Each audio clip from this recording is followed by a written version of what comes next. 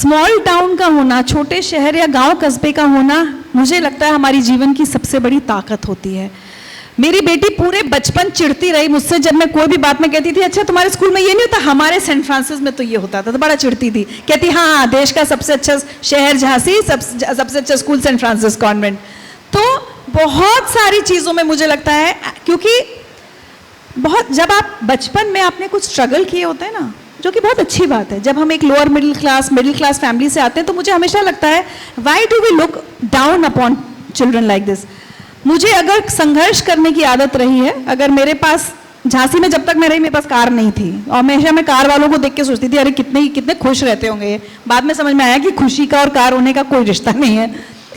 जो संघर्ष आप यहाँ रह के करते हो डे टू डे लाइफ, मैं तो हमेशा कहती हूँ अपने संघर्षों से ना कभी परेशान नहीं होना चाहिए, क्योंकि जो संघर्ष आप अब कर लेते हो वो आपके जीवन में कब काम आएगा आपको एहसास भी नहीं होता।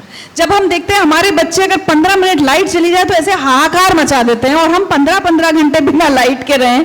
मुझे याद है 10th और 12th बोर्ड की तो पढ़ाई हमने कैंडल लाइट में की है। जब दिल्ली गई तो होता था छोटी छोटी चीज़ों में, जो मेरी कॉलीग्स थी ना, आपके मुंह पे कोई कुछ नहीं बोलता, खुसुर फुसुर, अरे स्मॉल टाउन गर्ल, मैं सुन लेती थी और मुझे कभी बुरा नहीं लगा। और एक दो बार जब क्वेश्चन किया गया, कुछ चीज़ों में ऐसे, मैं यहाँ बोलना नहीं चाहूँगी, कुछ चीज़ों में आपके होता है ना जैसे मॉरल या वैल्यूज़, एथिकल वैल्यूज़ में कर दिया जाता है, बॉयफ्रेंड को लेकर, इसको लेकर, तो मैं बोलती थी नहीं हमारी फैमिली की वैल्यूज़ तो ये हैं, हमारे शहर, हम तो छोटे। तो मुझे फिर लगा कि नहीं, अगर आपको यहाँ सर्वाइव करना है ना, आपको अपने छोटे शहर की पहचान, अपने मिडिल क्लास वैल्यूज़, इन पर फख्र करना सीखना होगा। अभी हाल में मैंने शेफ विकास खन्ना का इंटरव्यू लिया। आप जानते हैं विकास खन्ना कौन है? दुनिया भर में सबसे फेमस शेफ इस समय न्यूयॉर्क में। अभी आज उन्होंने इंस्टा पे डाला है कि अखबार में न्यूयॉर्क ने 10 या सबसे टॉप रेस्टोरेंट में उनका बंगलो रेस्टोरेंट न्यूयॉर्क में खोला है। हार्डेस्ट टू गेट रिजर्वेशन है, लेकिन आप देखिए कोई व्यक्ति, हमेशा वो अमृतसर के हैं, छोटे शहर के, अपने संस्कार, अपनी वैल्यूज़ को कैरी करने का पर कितना जोर देते हैं, क्योंकि जब इनको लेके आप जाएंगे ना तो आपका कॉन्फिडेंस अलग होगा। तो आज से आप लोग ये सोचिए कि अगर हम बड़े शहर जाते हैं या किसी बड़े शहर वाले से मिलते हैं, तो बजाय इसके कि ओ हम छोटे शहर के हैं, आप फख्र से कहिए छोटे शहर के हैं, यहाँ की वैल्यूज़ अलग हैं, यहाँ के संस्कार अलग हैं, यहाँ के स्ट्रगल्स अलग हैं। और जब स्ट्रगल है तभी लाइफ में सक्सेस आता है। बिना स्ट्रगल कोई सक्सेस मिल ही नहीं सकता। वो चाहे लता मंगेशकर रही हो, सचिन तेंदुलकर रहे हो, अमिताभ बच्चन रहे हो, हम लोग तो क्या चीज़ हैं, उन्होंने स्ट्रगल के बिना कुछ नहीं पाया, तो आपको भी पाना पड़ेगा। तो अपनी मिडिल क्लास अपब्रिंगिंग या लोअर मिडिल क्लास अपब्रिंगिंग पर कभी शर्म कीजिए, ना स्मॉल टाउन वैल्यूज़ पर शर्म कीजिए। यही आपको बहुत आगे ले जाने वाली है, मेरा ऐसा मानना है। मैं चूंकि सेंट फ्रांसिस कॉन्वेंट में पढ़ती थी, लेकिन हिंदी परिवार से हम लोग एकदम शुद्ध हिंदी भाषी हैं। मेरे नाना जी, अगर कोई बच्चा यहाँ छतरपुर का है बाय एनी चांस? छतरपुर का कोई है यहाँ पर? छतरपुर का कोई? भैयालाल व्यास एक बहुत प्रसिद्ध कवि बुंदेलखंड के रहे हैं, वो मेरे नाना जी थे। तो हमारे घर में भाषा पर हमेशा बहुत जोर दिया गया।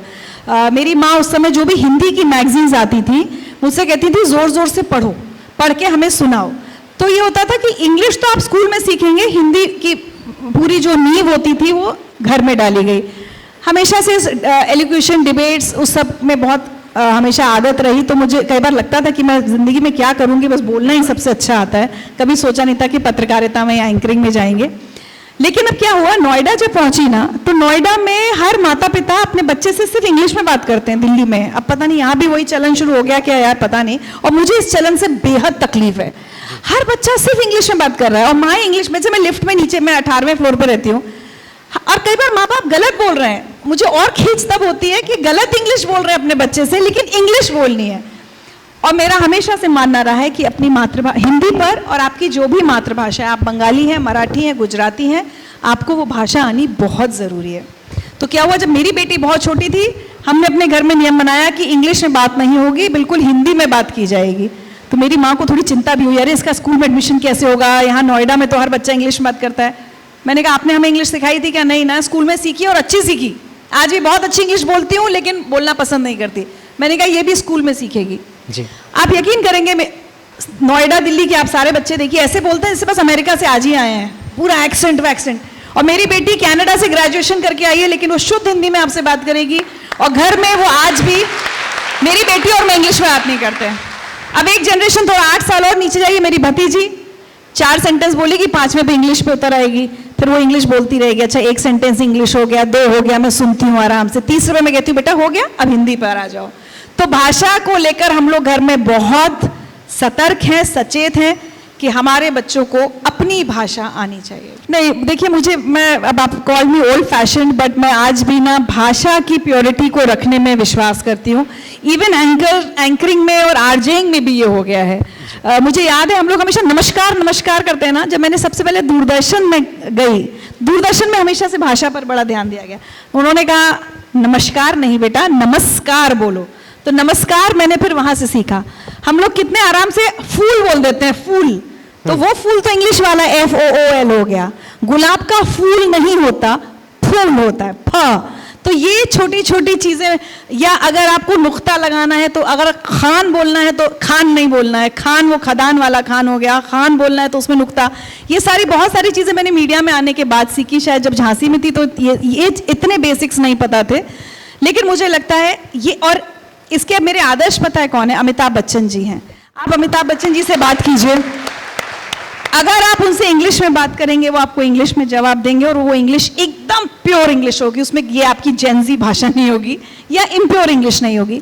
और जब आप उनसे हिंदी में बात करेंगे वो शुद्ध हिंदी में बात करते हैं। तो मुझे लगता है कि ये प्रैक्टिस आप लोग कर सकते हैं। मैं पता है क्या करती थी, मैं ड्रेसिंग टेबल के सामने खड़े होकर ना बोला करती थी। ये मैंने बहुत किया ये काम। जब इवन न्यूज़ एंकरिंग में आई तब भी मैं शीशे के सामने खड़े होकर, क्योंकि क्या होता है कई बार हम बोल अच्छा सकते हैं, पता नहीं हमारी बॉडी लैंग्वेज कैसी है। तो अगर आप लोग आपने कम्युनिकेशन की बात की तो बहुत सिंपल टिप आप लोगों को देती हूँ। सुबह खड़े होकर ना 5-10 मिनट, जैसे कॉलेज के लिए तैयार हो रहे हैं, 5-10 मिनट, सपोज आप ये कहो कि अच्छा आज की बड़ी खबर क्या थी, अपने आप से शीशे में खड़े होकर बात करो। 2-4 सेंटेंस हिंदी में बोलो, 2-4 सेंटेंस इंग्लिश में बोलो। अगर बंगाली, मराठी, गुजराती बोलनी है वो भी बोलो, लेकिन कोशिश ये करो कि जो इंग्लिश में बोलो वो पूरा सेंटेंस आपका इंग्लिश में हो, जो हिंदी बोलो पूरी फिर हिंदी बोलो। अब तो क्या है, हम लोगों की बोलचाल की भाषा ऐसी हो गई कि अब इंग्लिश ही हम लोग बोल देते हैं, तो मैं भी बोलती हूँ, लेकिन अच्छा वो लगता है जब आप कोई भी भाषा की, और अभी आपकी एज है, अभी आपकी उम्र है जब आप अपनी भाषा पर कंट्रोल कर सकते हो, तो अच्छा बोलोगे ना। अभी हाल ही में बड़ी अच्छी चीज़ लगी मुझे, मैं चिराग पासवान जी से मिली। अच्छा क्यों, चूंकि क्या हुआ, मुझे लगता है मैं मेन स्ट्रीम मीडिया से हट गई हूँ, तो अब वो युवा नेता है, वो नहीं शायद मुझे जानते होंगे। तो किसी के साथ में गई थी तो मैंने ऐसे कहा कि नमस्कार मैं ऋचा अनिरुद्ध, तो उन्होंने तुरंत कहा अरे आपको मैं जानता हूँ, ऐसा ऐसा कुछ। उसके बाद उन्होंने बड़ी प्यारी बात कही। उन्होंने कहा जिस भी व्यक्ति को अच्छी भाषा और अच्छी बोली सुनना पसंद होगा वो जानता होगा कि ऋचा अनिरुद्ध कौन है। तो ये मुझे इतना बड़ा कॉम्प्लीमेंट लगा, coming from a young politician. तो आपकी भाषा, आपकी बोली आपकी पहचान होती है। जब आप चलते फिरते कुछ भी बोल देते हैं ना, या चलते फिरते गाली गलौज कर देते हैं। मैं एक छोटा सा इंसिडेंट, सॉरी टाइम ले रही हूँ, लेकिन इस पीढ़ी के लिए बोलना जरूरी है अनुपम जी। अभी मेरा गला ना थोड़ा बैठा हुआ है, ऑलमोस्ट 1 हफ्ता हो गया है। सोसाइटी में हम लोग रेजिडेंशियल सोसाइटी में रहते हैं, तो शाम को वॉक करते हैं। एक चीज़ मुझे आज की जनरेशन में थोड़ी सी तकलीफ लग रही है, हो सकता है आप लोगों की ना हो, लेकिन आपके साथ शेयर कर रही हूँ। 10th 11th 12th के बच्चे, भाई मैं जानती हूँ गाली हमारे समाज का एक ऐसा हिस्सा है जो हर पीढ़ी में रही होगी।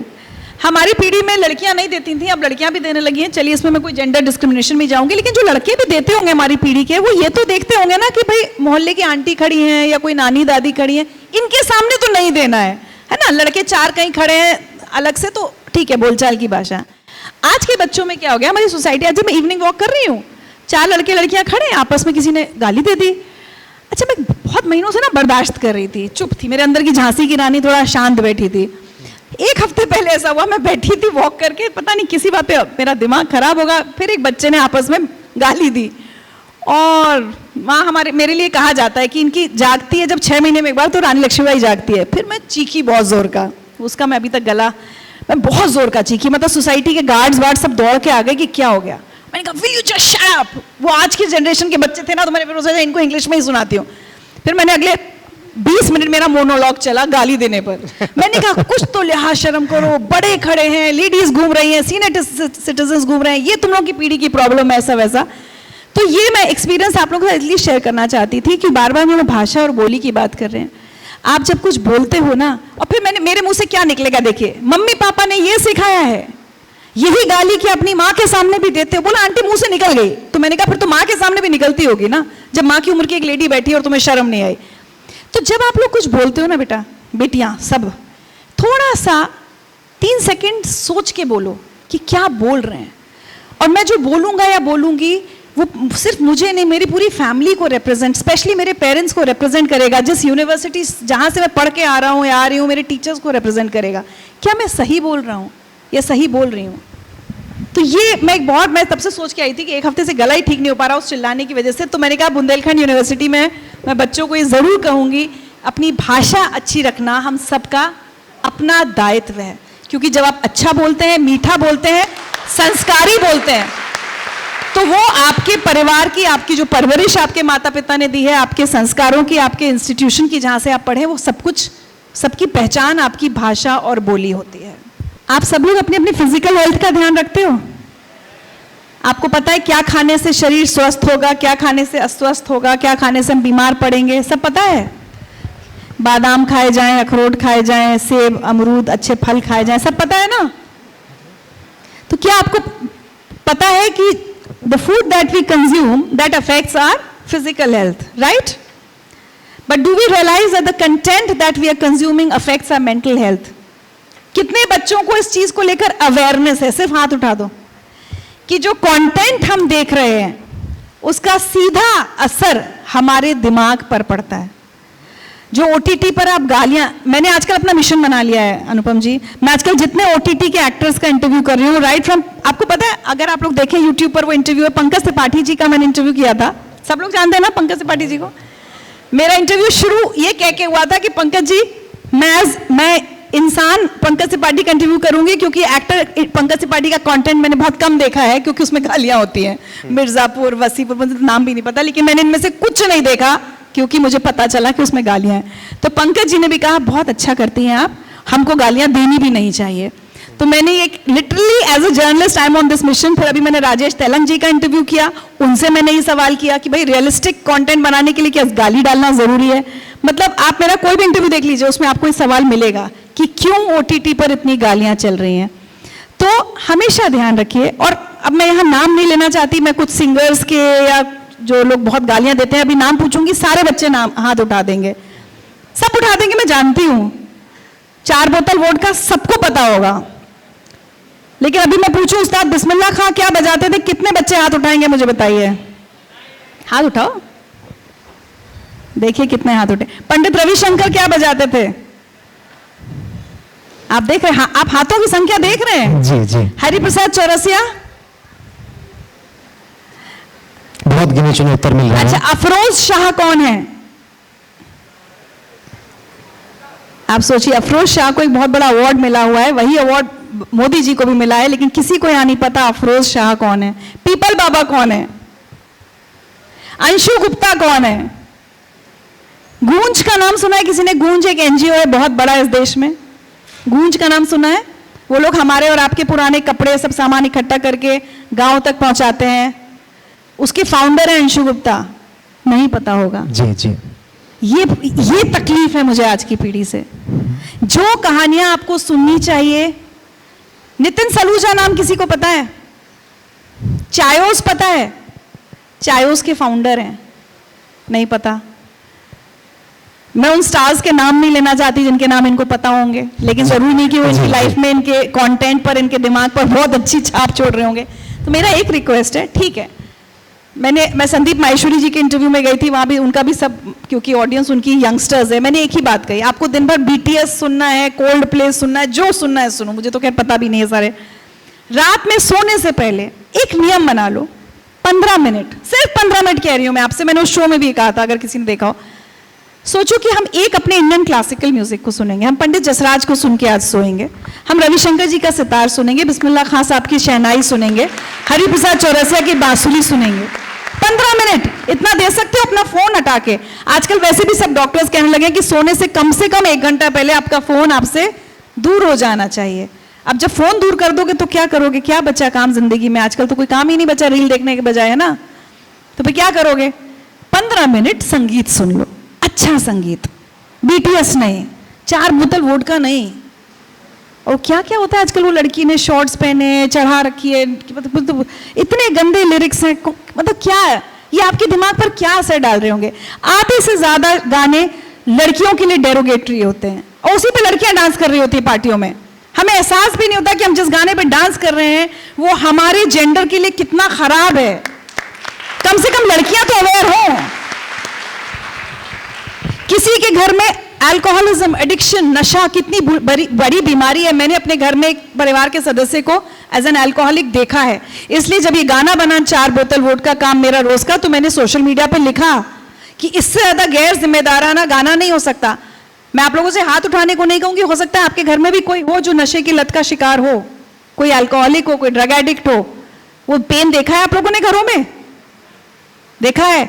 और फिर आप नाचते हो 4 बोतल वोडका काम मेरा रोज का पे। You are glorifying it, you are glorifying drinking alcohol 24 hours a day. आप वो गंदी गंदी गालियों को ग्लोरीफाई करते हैं। तो हमेशा इस बात को लेकर सजग होना होगा कि हम जो देख रहे हैं और जितना गंदा कंटेंट हम देखते हैं, देखिए मार्केट की डिमांड आपको पता है, जितना आप कंज्यूम करेंगे उतना और बनेगा, राइट? मैं जब न्यूज चैनल में थी और मैं कहीं जाती थी तो लोग कहते थे मैम न्यूज चैनल पे बहुत बकवास चल रहा है। मैंने कहा आप देख क्यों रहे हैं? वो आप लोगों ने प्रिंस 48 घंटे प्रिंस बच्चा गड्ढे में गिरा था वो दिखाया।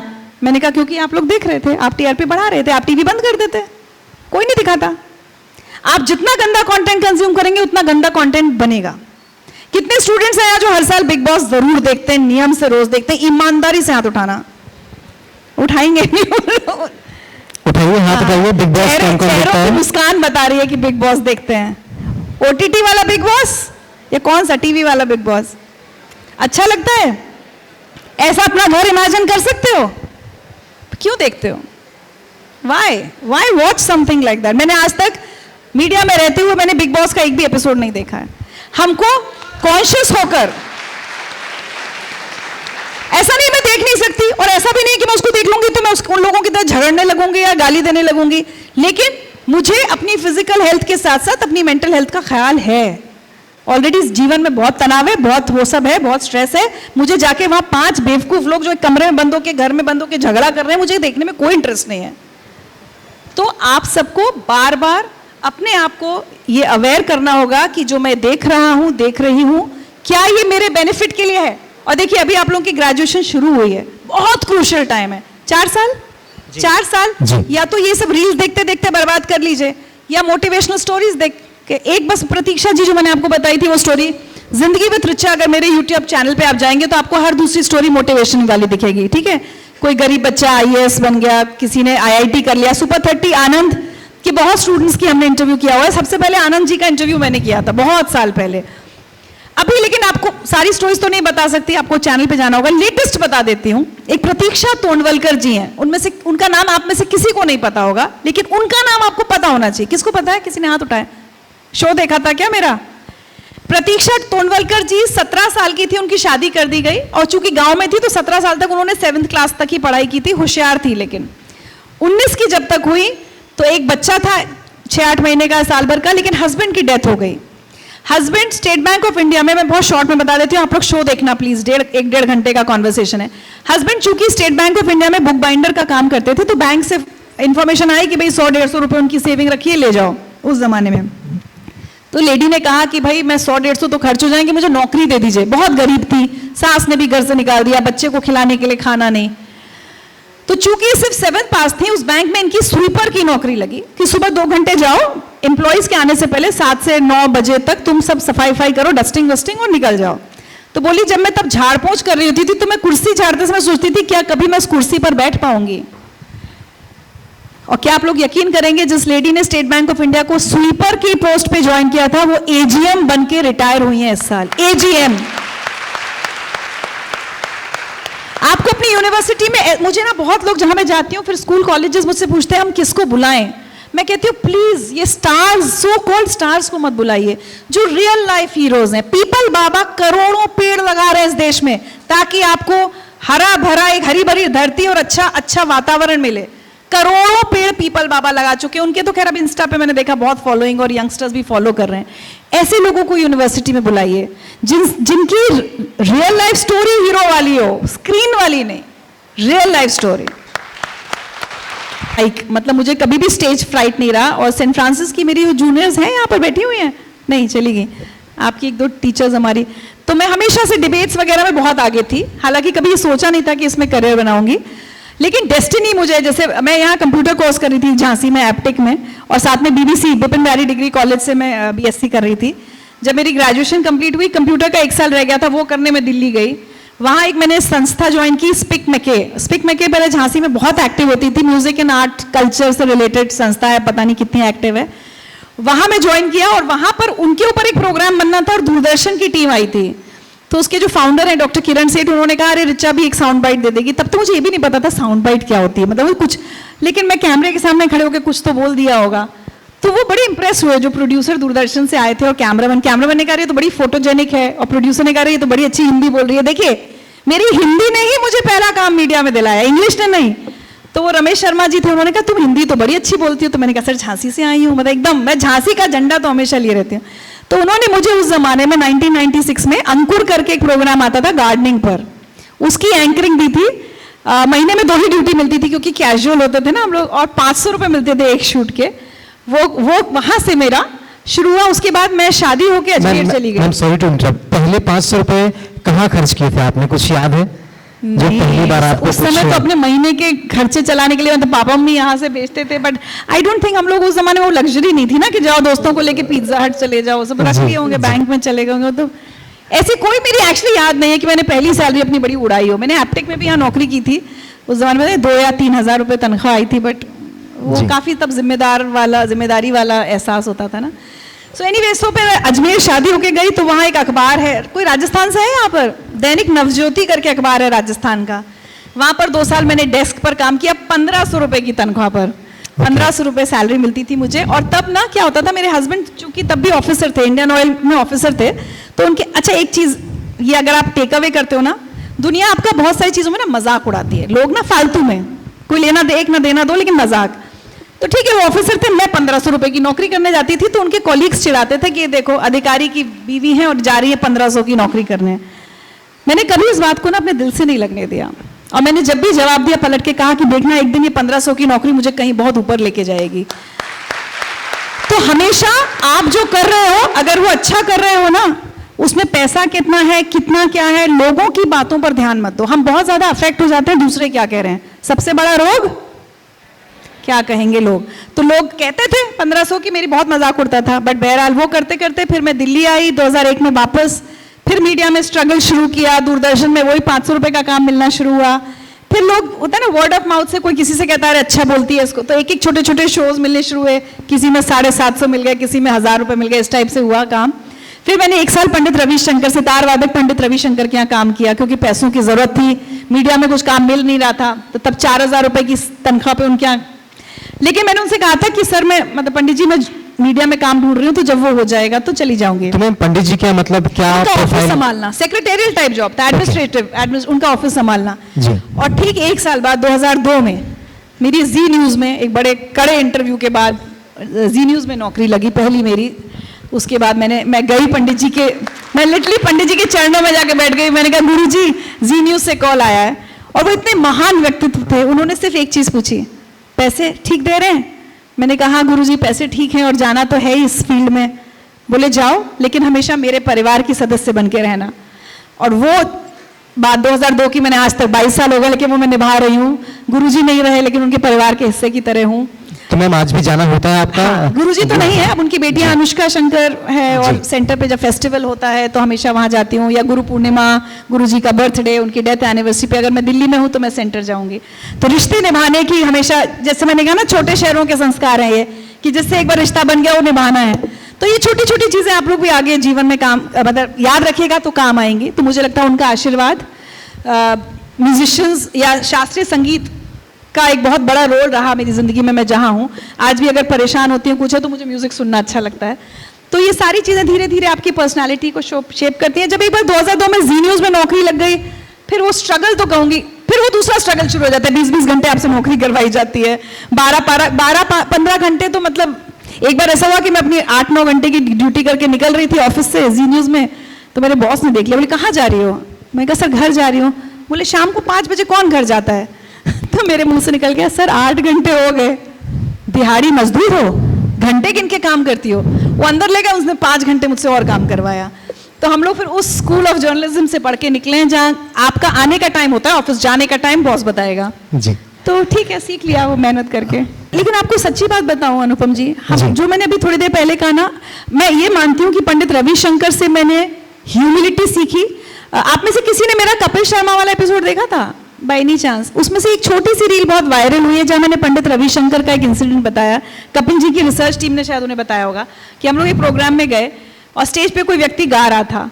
अगर मैं सिर्फ अपने आप को थोड़ा सा कानसेन बोलती हूँ, तानसेन तो नहीं, तो मुझे वो व्यक्ति जो गा रहा था वो बेसुरा लग रहा था। तो मुझे लगा, सोचिए पंडित रविशंकर पे कितना टॉर्चर हो रहा होगा, वो बेसुरा सुन भी रहे हैं बेचारे बैठ के। तो मैंने धीरे से उनसे कहा कि पंडित जी आपका तो, गुरु जी आपका तो हो गया, अवार्ड वर्ड मिल गया, सम्मान हो गया, अपन निकल चलते हैं। हमने थोड़ा अपना प्रैक्टिकल बात करी कि निकल लो। उन्होंने मुझसे कहा, बेटा कलाकार मंच पर है, उठकर नहीं जाते। और ये इंसिडेंट मैंने कपिल शर्मा के शो पे सुनाया था। अब आप देखिए, और उसमें भी मैंने ये बोला था कि आपका बड़प्पन इस बात में होता है कि आप अपने छोटे से किस तरह से, आप अपने छोटे को कितना सम्मान देते हो ना, ये आपका बड़प्पन होता है। और ये मैंने दो लोगों से सीखा, पंडित रविशंकर से और अमिताभ बच्चन जी से। अमिताभ बच्चन जी को मैंने 10-12 साल लगातार केबीसी के सेट पर देखा। मैं इतने एपिसोड्स में आई हूँ, केबीसी में एक्सपर्ट है। वो जिस तरह से लोगों से बात करते हैं, जिस तरह से वो कंटेस्टेंट को सम्मान देते हैं, वो चाहे तो ना भी देना। शूट कभी कभी 11-12 एक मुझे याद, एक बार श्रीदेवी जी आई थी, वो एपिसोड तो खत्म ही रात के 1-1:30 बजे हुआ था। बच्चन साहब उसके बाद, आपको पता है जैसे ऐसे बैठे होते हैं ना लोग, और केबीसी का सेट देखा है, वो एक एक जगह जाके, जब आप लोग तो टीवी बंद कर देते हो, लेकिन शूट जब चलता है उसके बाद वो हर तरफ जाके फोटो खिंचवाते हैं। और मैं कई बार सोचती हूँ कि तो थक गए होंगे, ये तो उठ के चले भी जाएं तो कोई कुछ बोलेगा नहीं इनको, बट उन्हें इस बात का ज्ञान है कि जितनी भीड़ बैठी है ऑडियंस में वो मेरे लिए बैठी है। किसी को वो डिसअपॉइंट नहीं करते, हर एक के साथ फोटो खिंचवाते हैं। तो इन दो लोगों से अगर मैं बड़े लोगों में कहूँ, लेकिन असली जो जीवन सीखा है ना मैंने, वो मैंने आम लोगों से सीखा है। कितने लोगों को नीतीश कटारा हत्याकांड के बारे में पता है?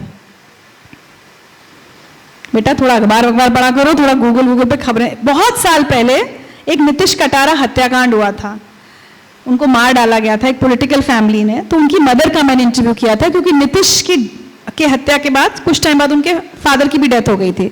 तो मैंने नीलम कटारा जो नीतीश की माँ थी, उन्होंने एक बहुत लंबा कोर्ट बैटल लड़ा अपने बेटे को इंसाफ दिलाने के लिए। ये ऐसी कहानियां हैं। Again I am saying she is a real hero, please read about Neelam Katara.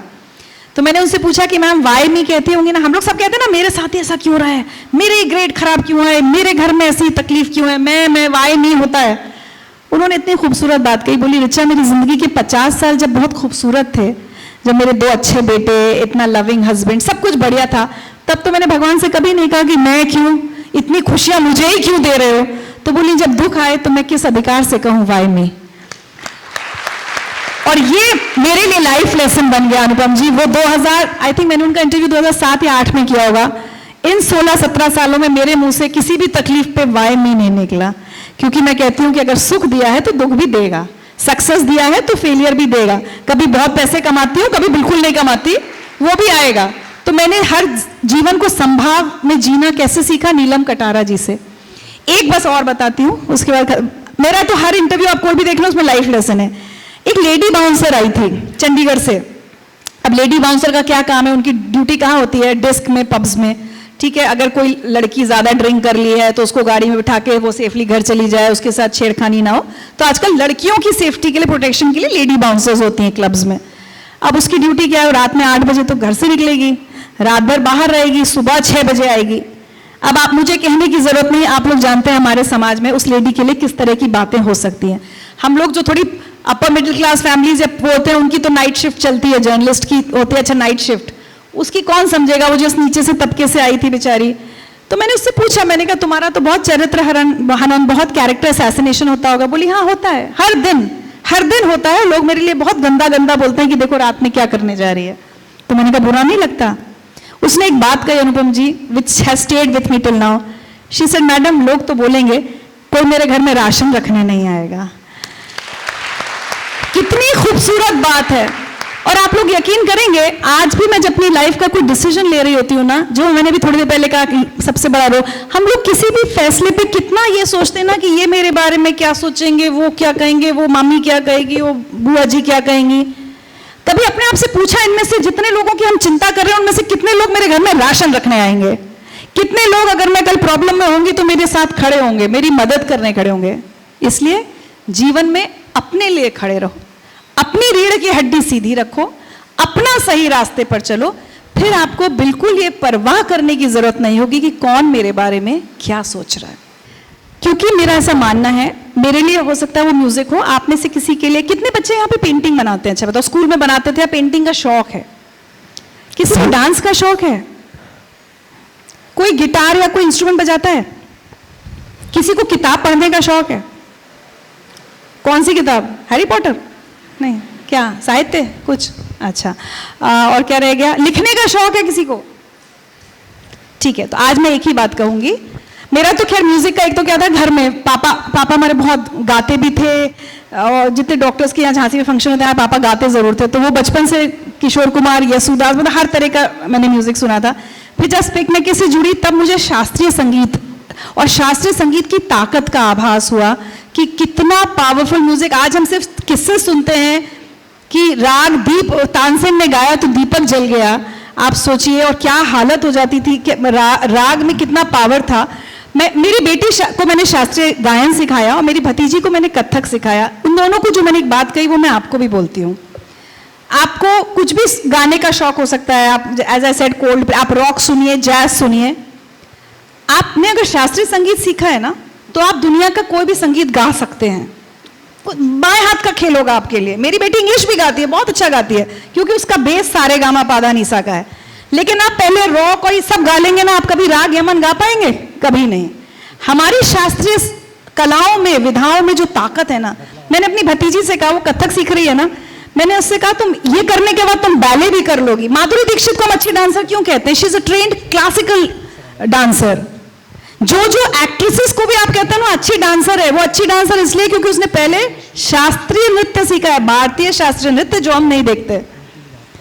तो मैं उसको बोलती हूँ तुम कथक करने के बाद तुम बैले वैले सब कर लोगी, पहले ये कर लो। बैले सीखोगे तो कथक कभी नहीं कर पाओगी। तो म्यूजिक का जुड़ाव मेरे लिए वहां से हुआ। जगजीत सिंह जी को मैं बहुत सुनती थी, पहले तो बहुत ही ज्यादा सुनती थी, अब कम हो गया थोड़ा। आजकल मैं कबीर कैफे करके एक एल्बम है, देखना, वो लोग सिर्फ कबीर गाते हैं। नीरज आर्या, सुना है वो? मत कर माया को अहंकार। तो नीरज, मैं कबीर जहां भी मिलते हैं ना, मतलब कबीर को गाने वाले, शुजात खान साहब हैं, उन्होंने कबीर पे बड़ा अच्छा एल्बम गाया है, मधु मुदगल जी हैं।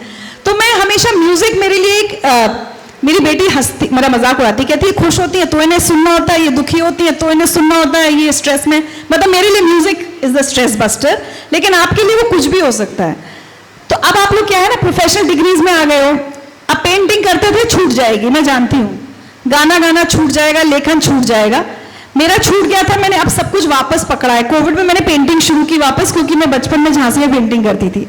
तो मेरी आपसे सलाह यह है कि जो चीज मैंने 20-25 साल छोड़ दी थी और अब वापस पकड़ी है, आप उसको छोड़ना ही मत। आधा घंटा, चाहे सिर्फ संडे निकाल लो। जिनको लिखने का शौक है वो एक बेड साइड एक डायरी रख लो। जब कोई अच्छा सा थॉट आए, होता है ना कुछ बच्चों को कविता लिखने का, शायरी का शौक होता है, मैं जानती हूँ सबको। अब फोन कहना नहीं चाहती मैं, नहीं तो लोग फोन पे लिख लेंगे। एक बेड साइड डायरी लिख रखो, ठीक है? कुछ भी, कोई भी पैशन था ना, उसको थोड़ा सा पकड़े रहो। मैं जानती हूँ पढ़ाई का प्रेशर आएगा, बाद में नौकरी का प्रेशर आएगा, लेकिन अगर उसको पकड़े रहोगे, एक मेरा बहुत स्ट्रॉन्ग बिलीफ है, देखो हाईज एंड लोज सबकी लाइफ में आएंगे, आपके भी आएंगे, ठीक है? मेरे भी आते हैं। ऐसा तो है नहीं किसी की जिंदगी ऐसे तो चली ही नहीं कभी, या हमेशा ऐसे तो चली ही नहीं, ऐसे जाती है फिर गिरती है। जब गिर रहे होते हो ना, तब वो आपका जो पैशन होता है ना, डांस, जिसको डांस अच्छा करना आता है या सिर्फ डांस का शौक भी है ना, आप कभी ट्राई किया है किसी ने? आपको बहुत तनाव हो रहा है, गर्लफ्रेंड से ब्रेकअप हो गया है, या दोस्त से झगड़ा हो गया है, या मार्क्स कम आए हैं, टीचर ने आज डांट दिया है, कमरा बंद करो, किसी के लिए नहीं, अपने लिए डांस करने का देखा? किसी ने किया है एक्सपेरिमेंट? कम। ओशो कहते थे dance is the highest form of meditation. पता है आपको ये बात? कभी करके देखना। लेकिन क्या होता है, जब हम स्टेप्स कॉन्शियस होकर स्टेप करते हैं, वो डांस नहीं। जब फ्री होकर डांस करते हैं कि I don't care who is watching, मैं तो नाचूंगा या नाचूंगी। आप देखना, मेडिटेशन की आप लोग बात कर रहे थे ना, आप नाच के देखिए 1 घंटा, जो स्ट्रेस होगा आपकी लाइफ में वो चला जाएगा। उसके बाद हो सकता है आपको थोड़ी समझ आ जाए कि उस मुश्किल परिस्थिति से आपको जूझना कैसे है। तो मेरे लिए जो काम म्यूजिक करता है, हो सकता है वो आपके लिए डांस करे, हो सकता है पेंटिंग करे, लिखना करे, पढ़ना करे, बट प्लीज इंस्टाग्राम की वल्गर रील्स से अपना स्ट्रेस हटाने की कोशिश ना करें। कितनी छात्राएं झांसी की हैं? बुंदेलखंड से ये तो कितनी डरती छात्रा- डरती नहीं होंगी किसी से, है ना? मैं जो सबसे शुरू में शहर के संस्कार कहे थे ना, उसमें मुझे लगता है हम लोग हमेशा वहाँ ऑफिस में, कुछ साल पहले की बात है, IBM 7 में जब मैं थी, तो मेरा एक कोलीग झांसी आया होगा दिल्ली से, और बिहार का लड़का है, मुझे रात में फोन करके कहता है, मैम 9:30 बजे यहाँ लड़कियां स्कूटर चला रही हैं। मैंने कहा बेटा आज नहीं, हम तो 1991 में भी चलाते थे, झांसी की लड़कियां डरती वरती नहीं है। तो हम लोग हमेशा, मेरे बैच की हम लोग जब मिलते हैं ना, हम लोग ये मजाक करते हैं कि पता नहीं रानी लक्ष्मीबाई का क्या चीज हमारे अंदर समाई हुई कि डर नहीं लगता। और एक चीज मैं जरूर कहूंगी, मतलब आप अपनी लाइफ की किसी चीज को क्रेडिट देते हो ना, पेरेंटिंग को भी, कभी भी मुझे अनुपम जी ये कह के नहीं बड़ा किया गया कि तुम लड़की हो, वहां से जा रही हो तो नजरें झुका के जाना। तो मुझे लगता है पेरेंट्स की, टीचर्स की, सबकी जिम्मेदारी है। जो आजकल ये समाज में हो गया ना कि ये कितने बजे बाहर थी, ये हर चीज में लड़की को समझाना, मुझे कभी नहीं बोला गया। मुझे हमेशा, मुझे याद है एक बार झांसी में तो मेरे पापा, मेरी माँ ने कहा भी अरे रात में इसको क्यों भेज रहे हो? बोले कोई बात नहीं, जाएगी, कोई कुछ बोले तो तुम थप्पड़ मार के आ जाना, पापा संभाल लेंगे। तो अगर आपकी फैमिली में ऐसे आदमी मिलते हैं ना, फिर मैं कोचिंग करने लखनऊ गई तो वहां एक लड़का मेरे पीछे पीछे, उस आवाज का तो स्टॉकिंग वर्ड में पता है, तब तो पता भी नहीं था कि स्टॉकिंग। तो मैंने मामा को फोन किया, मैंने कहा मामा मैं कोचिंग जाती हूँ रोज एक लड़का, तो मामा आए तो उस दिन लड़का दिखाई नहीं दिया। बोले कोई बात नहीं, अब दिखे तो तुम्हें एक डंडा मारना है, चप्पल से मार देना, बाकी मामा संभाल लेगा। तो वो कॉन्फिडेंस जब आपके घर के पुरुष आपको देते हैं ना, अब मेरी लड़की को हमने, मेरे हस्बैंड को छोटी सी थी तो बोलते देखो पिट के मत आना, पीट के आना। तो मैंने कहा क्या सिखा रहे हो तुम? बोले क्यों, तुम ही तो लोग तो कहते हो जेंडर इक्वालिटी, हम तो लड़कों को सिखाते हैं पिट के मत आना, पीट के नहीं आना, पीट के आना, तो हम लड़की को भी यही सिखाएंगे। तो हमने अपनी लड़की को भी कभी डरना नहीं सिखाया, कभी ये नहीं कहा कि तुम लड़की हो तो तुम ये नहीं कर सकती। कई बार क्या होता है, आउट ऑफ केयर पेरेंट्स कर देते हैं, अरे बेटा तुम छोड़ दो भैया उठा देगा। अरे क्यों उठा देगा भैया? मेरी कॉम और फिर लवलीना कैसे बनेंगी हमारी लड़कियां अगर भैया सब उठा देगा? उठवाओ ना लड़कियों से। मीराबाई चानू तो नाम पता है, वो भी नहीं पता उसने क्या कहा था। मीराबाई चानू ने, गांव की लड़की है, लकड़ी का गट्ठर उठा के घर आती थी, इसलिए ओलंपिक का मेडल लेकर आई। तो लड़कियों को डेलिकेट बनाना हमें बंद करना है, लड़कों को सिखाना है तमीज में रहना। तो तमीज में तो सबको रहना चाहिए, सॉरी, लड़कों को भी लड़कियों को भी, बदतमीजी का अधिकार किसी को भी नहीं है। बट मुझे लगता है लड़कियों को एज एन इंस्टीट्यूशन भी, सर आप लोग प्लीज बी कॉन्फिडेंट। नजरें नीची करके जाना तुम्हारी जिम्मेदारी बिल्कुल भी नहीं है। आप नजरें सीधी करके चलें और नजरें मिलाकर चलें लोगों से, तभी आप कंधे से कंधा मिलाकर चल पाएंगी। ठीक है, अननेसेसरी लड़की होने का विक्टिम कार्ड खेलने की भी जरूरत नहीं, मुझे तो वो भी नहीं पसंद। मुझे विक्टिम कार्ड खेलना भी नहीं पसंद कि ओहो मैं लड़की हूं या औरत हूं तो मुझे फेवर मिलना चाहिए, नहीं।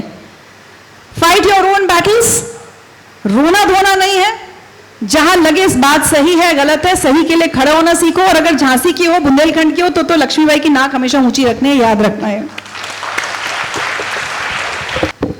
एक्चुअली एक बहुत प्रेस्टिजियस स्कॉलरशिप है, इसको शिवलिंग गुरुकुल स्कॉलरशिप कहते हैं, यूके गवर्नमेंट की है। तो वो लोग हर साल पूरे इंडिया से सिर्फ 12 लोग सिलेक्ट करते हैं, लेकिन अच्छी बात यह है कि 12 लोग ना अलग अलग इंडस्ट्री के होते हैं।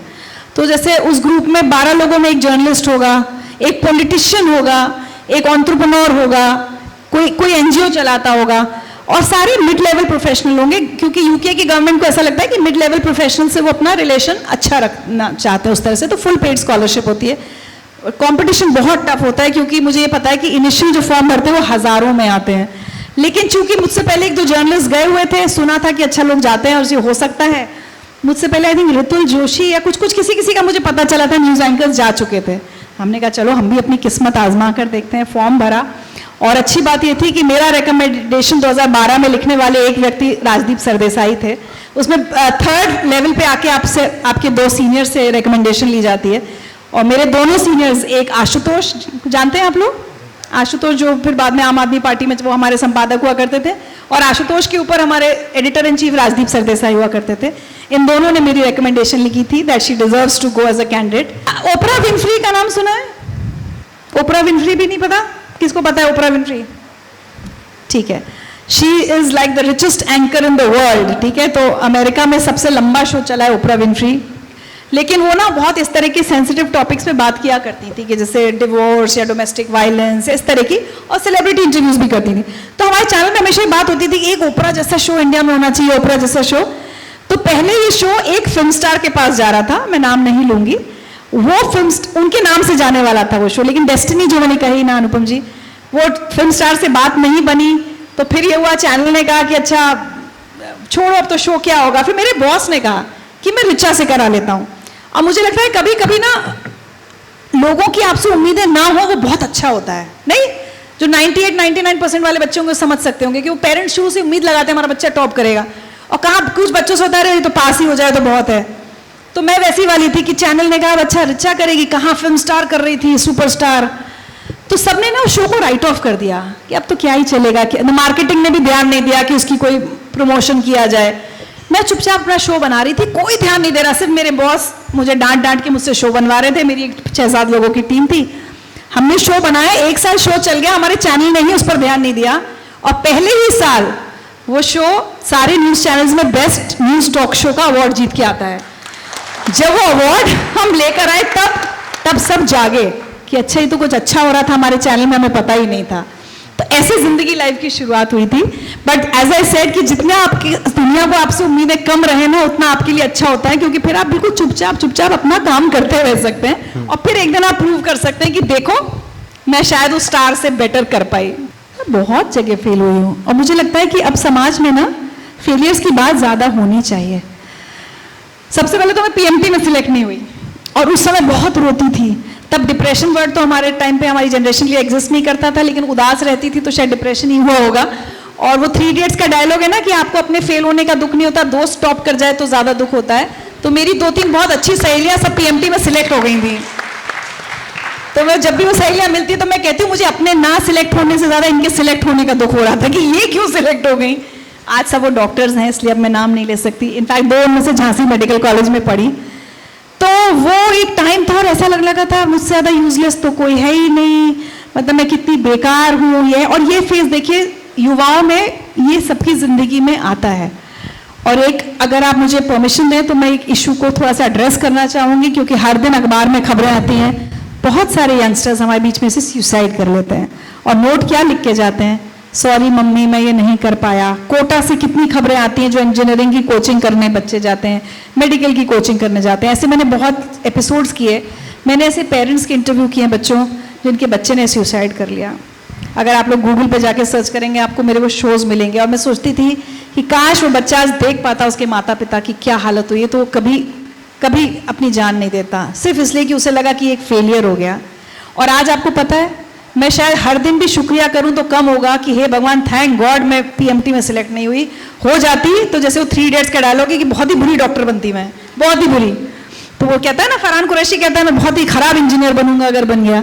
तो जो चीज़ मुझे 92 में 12th किया था ना मैंने, तो 93-94 तक तो मैंने जब बीबीसी में थी तब तक मैं पीएमटी की दे रही थी एग्जाम, 2-3 साल तो मैंने दिए, जबकि मेरे घर से बिल्कुल प्रेशर नहीं था। मेरे पेरेंट्स बिल्कुल, मेरे पापा डॉक्टर हैं, वो कहते थे बेटा क्या करोगी डॉक्टर बन के, वो मना करते थे, लेकिन वो भेड़ चाल में एक रैट रेस में होता है।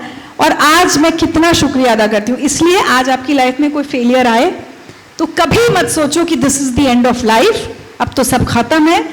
क्योंकि बच्चन साहब भी बहुत अच्छा अपने फादर का बताते हैं ना, कहते हैं कि आपके मन का हो तो अच्छा, मन का ना हो तो और भी अच्छा, क्योंकि फिर वो उसके मन का है और वो आपके लिए अच्छा ही होगा। ये अभी मैं 3 दिन पहले भी बच्चन साहब की एक रील देखी, ये लाइन मुझे उनके पिताजी की बहुत पसंद है। तो मैं सोचती हूँ कि शायद ऊपर वाले को पता था कि एक दिन इसको न्यूज एंकर बनना है, कुछ और बड़ा काम करना है, इसलिए भी डॉक्टर तो ठीक है और बन जाएंगे, इसको डॉक्टर बनने की जरूरत नहीं है। इसलिए कभी भी आपको लगे लाइफ में, एक बार और हुआ था, मैं जब स्ट्रगल कर रही थी दिल्ली में, स्ट्रगल का भी फेज ना बड़ा खराब सा होता है, इन द सेंस कि कोई भी आपकी बेइज्जती भी कर जाता है, कोई कुछ बोल देता है, अच्छा छोटी बात बुरी भी बहुत लगती है। तो मेरे दोस्तों ने कहा कोई न्यूज चैनल शुरू होने वाला है, वहाँ फोन करो, वहाँ एंकर्स अभी हायरिंग चल रही है। तो आज मैं नाम नहीं लूंगी, वो भी बहुत बड़े पत्रकार हैं, क्योंकि मैंने फोन किया उनको, तब लैंडलाइन पे होता था। अच्छा वो कुछ खराब मूड में होंगे, उन्होंने बड़ी गंदी तरह मुझसे बात की। तब से मैंने एक नियम बनाया कि कोई भी मुझे फोन करेगा तो मैं नौकरी दूं ना दूं, लेकिन बात ठीक से करूंगी। बट बहरहाल उन्होंने मुझसे बहुत गंदी तरह बात की, फोन रख दिया। एज आई सेड स्ट्रगल के टाइम में बहुत टची होते, तो मैं घर आके बहुत रोई 1 घंटे तक तो मैं रोती ही रही। लेकिन उस 1 घंटे रोने के बाद मैंने खड़े होकर शीशे में, मैं शीशे से बहुत बात करती हूँ, मैंने अपने आप से कहा कि ऋचा एक दिन इसी इंडस्ट्री में कुछ बन के दिखाना है, और इसी व्यक्ति से मिलकर इसका शुक्रिया अदा करना है कि आपने बेइज्जती की, अच्छा किया, आज यहाँ खड़ी हुई हूँ। और आप लोग यकीन करेंगे वो दिन आया। मैं मैनिफेस्टेशंस में, हाँ एक और चीज बोलती हूँ, तुम लोग कितने लोग मैनिफेस्टेशंस में बिलीव करते हो और करते हो, कुछ मैनिफेस्ट करते हो? किया करो। मैंने 1996 में मैनिफेस्ट किया था कि मैं अमिताभ बच्चन से ऐसे मिलूंगी, अमिताभ बच्चन के लिए भीड़ में नहीं खड़ी होंगी, और जहां उनके लिए भीड़ लगी थी वो छोड़ के निकल गई। झांसी की एक लड़की जिसके लिए अमिताभ बच्चन से मिलना एक नामुमकिन सपना था, और वो जर्नलिस्ट नहीं बनी थी तब तक, लेकिन उसने अपने आप से उस दिन सिर्फ इतना कहा कि जिस दिन बच्चन साहब से मिलूंगी तुम अपना नाम बताओगी, तब तो मिलने में बात है, नहीं तो भीड़ में तो सब मिलते हैं। और 4 मार्च 2004, 8 साल बाद मेरा वो सपना एग्जैक्टली मेरा मैनिफेस्टेशन वैसा का वैसा पूरा हुआ। मैं बच्चन सर से मिली, मैंने कहा सर मेरा नाम ऋचा अनिरुद्ध है, उन्होंने कहा मेरा नाम अमिताभ बच्चन है, और उसके बाद मैंने 1.5 घंटा उनका इंटरव्यू किया 2004 में। ठीक है, तो ये मैनिफेस्टेशंस हैं। अच्छी चीज तो ऐसे ही मैंने सारी चीजें मैनिफेस्ट करती रही। एक शो मुझे मिला, वो नया शो था, मैंने शायद अच्छा ही किया होगा, लेकिन उसका जब फर्स्ट सीजन खत्म हुआ तो सेकंड सीजन के लिए उन्होंने उस समय की एक मिस इंडिया को ले लिया। तो मुझे बड़ा दुख हुआ कि शुरू जब 0 से खड़ा करके 10 तक तो मैं लाई थी, अब जब 10 पे आपका शो पहुंच गया तो आपने मिस इंडिया हायर कर ली। तो मुझे याद है मैंने रोते रोते अपने हस्बैंड को फोन किया था, और उन्होंने एक बात बहुत अच्छी कही, बोले अब ये मत सोचो शो तुम्हारे हाथ से गया, तुम ये सोचो कि तुम इस शो को एक लेवल तक लाई जहां से फिर उन्हें एक मिस इंडिया लानी पड़ी। तो जीवन में ना हमेशा आपका नजरिया आपको आगे ले जाएगा। जब कोई फेलियर आए तो उसमें कुछ अच्छा देखो, ऐसा नहीं कि मैं उस दिन रोई नहीं, दुख तो हुआ होगा ना यार, अच्छा शो मिल रहा था और नौकरी तो थी नहीं, स्ट्रगल का टाइम था, 500-500 रुपए के लिए काम करते थे और शो छिन गया। लेकिन तब मेरे हस्बैंड ने एक नया नजरिया दिया ना कि तुमने शो को कितना अच्छा किया, तुम आगे भी अच्छा करोगी, ये एक फेलियर है छोड़ो। मेरे पापा हमेशा कहते थे be prepare for the best but be prepared for the work for the best, be prepared for the worst, कि तैयार हमेशा बहुत बुरे के लिए रहो। तो ये कुछ छोटी छोटी चीजें मेरी जिंदगी की मैं दीवार पे सब लिख के रखती थी, तो शायद आप लोगों के भी काम आए, बट मैनिफेस्टेशन जरूर किया करो। और लोग कहेंगे, और किसी को बताओ मत, क्योंकि लोग तो हंसेंगे। 96 में अगर मैं किसी से कहती कि मैं अमिताभ बच्चन से ऐसे मिलूंगी तो लोग हंसते ना, दुनिया मैंने किसी से नहीं कहा था, अपने पेरेंट्स से भी नहीं कहा था। और आज बच्चन साहब मेरे मैसेज का जवाब देते हैं, कल शाम को मेरी उनसे कुछ मैसेज एक्सचेंज हुआ है। तो किसी को बताने की जरूरत नहीं है कि तुम्हारा सपना क्या है, चुपचाप उसको रखो, उसको मैनिफेस्ट करो, लेकिन सिर्फ सपना देखने से नहीं होगा काम, तो मेहनत भी करनी पड़ेगी, तो मेहनत करने से मत बचो। बहन पहले की पत्रकार सर सही बताऊं, behind the scenes her profession में, जैसे हर प्रोफेशन में अच्छे और बुरे लोग होते हैं। अच्छे डॉक्टर होते हैं जो बहुत ईमानदारी से आपका इलाज करेंगे, और बेईमान डॉक्टर होते हैं जो आपकी बीमारी कुछ का कुछ बना के पैसे ऐंठेंगे। मेरे पापा लोग तो तब भी कहते थे अनएथिकल डॉक्टर्स हैं, आज भी अनएथिकल डॉक्टर्स हम कहते हैं। सो अनएथिकल लोग हर प्रोफेशन में हमेशा रहे हैं। तो ऐसा नहीं कि पहले पूरी ईमानदारी की पत्रकारिता होती थी, I am sorry to say that. हमने बहुत किस्से इंदिरा गांधी के जमाने के भी अनएथिकल पत्रकारिता के सुने, और आपको मोदी जी के जमाने की भी मिल जाएगी। मुझे लगता है ये हर व्यक्ति पर डिपेंड करता है कि आप अपना प्रोफेशन या अपना जीवन कैसे जीना चाहते हैं। हाँ, जो बदलाव आया है, पहले दूरदर्शन था, सलमा सुल्तान जी थी, सीधी सदी हुई न्यूज पढ़ते थे, शम्मी नारंग जी थे। इन बच्चों को तो शायद वो वाला दूरदर्शन का दौर पता भी नहीं होगा, हम तब छोटे थे। ठीक है, उसके बाद हम जब जी न्यूज में आए तो हमें हल्ला करने वाले एक मॉडर्न चैनल बन गए। लेकिन अब जब मैं अपने जी न्यूज की पुरानी क्लिप्स देखती हूँ, मैं सोचती हूँ मैं कितनी शांति से न्यूज पढ़ रही हूँ, क्योंकि आज के एंकर्स जो कर रहे हैं, शोर शराबा बढ़ गया है बहुत ज्यादा। एक बहुत सिंपल एग्जांपल से आपको बताती हूँ, शायद पता नहीं कितने लोगों को याद होगा, 2005 में दिल्ली में सीरियल ब्लास्ट हुए थे। पहले पहाड़गंज में एक ब्लास्ट हुआ, दिवाली से 3 दिन पहले, धनतेरस पर। मैं उस समय न्यूज एंकरिंग कर रही थी, स्टूडियो में थी, और मेरी ड्यूटी खत्म होने वाली थी। जैसे 6 बजे ड्यूटी खत्म होने वाली है, 5:40 पे मेरे कान में इंस्ट्रक्शन आता है कि दिल्ली में ब्लास्ट हुआ है। ठीक है, पहाड़गंज में हुआ है, लेकिन इसके अलावा कोई इंफॉर्मेशन नहीं है, अब तुम संभालो। और उस रात में रात 11 बजे तक एंकरिंग कर रही थी, कहाँ तो 6 बजे छुट्टी होने वाली थी।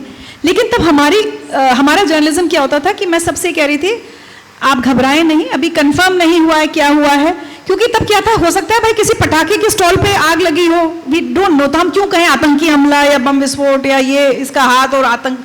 मैं बहुत सधी हुई भाषा में 6 घंटे तक उसको संभाले रही। थोड़ी देर बाद खबर आई दिल्ली के सरोजनी नगर इलाके में ब्लास्ट हो गया। थोड़ी देर बाद खबर आई बस में बम पाया गया, उसको बाहर फेंका गया। I was handling that bomb blast for 6 hours while maintaining complete composer. मैं लोगों से कह रही थी कि भाई आपका अगर कोई अपना बाहर मार्केट, क्योंकि मार्केट शॉपिंग का टाइम था, दिवाली का टाइम था, मैंने कहा अपने कोई आपके बाहर गए हैं तो घर बुला लीजिए, ऐसे कर लीजिए, आप घबराएं नहीं, पैनिक ना करें। मैं और अब मैं सोचती हूँ कि अगर वही स्थिति आज की होती तो आज हमारे एंकर साथी क्या कर रहे होते, वो इतनी जोर से चिल्ला रहे होते जैसे बॉम्ब ब्लास्ट स्टूडियो के अंदर ही हो गया है। तो ये फर्क आया है न्यूज एंकरिंग के मामले में। उस समय मुझे बहुत फोन भी आए कि आप इतनी अच्छी एंकरिंग कर रही थी, आप इतने अच्छे से हिम्मत दे रही थी, फिर किसी ने अपनी मम्मी को फोन करके कहा मम्मी घर आ जाओ। हमने पैनिक नहीं किया, वो फर्क आया है। लेकिन अगर आप कहें पत्रकारिता पहले सब बहुत ईमानदार थे और तो मैं किसी भी प्रोफेशन के लिए ये नहीं मानूंगी कि 70 के दशक में सारे इंजीनियर ईमानदार थे और आज बेईमान है। आज भी अच्छे लोग हैं, अच्छे और बुरे हर समय रहे हैं। तो वो आपको चूज करना है ना, आपको कैसे जीना है।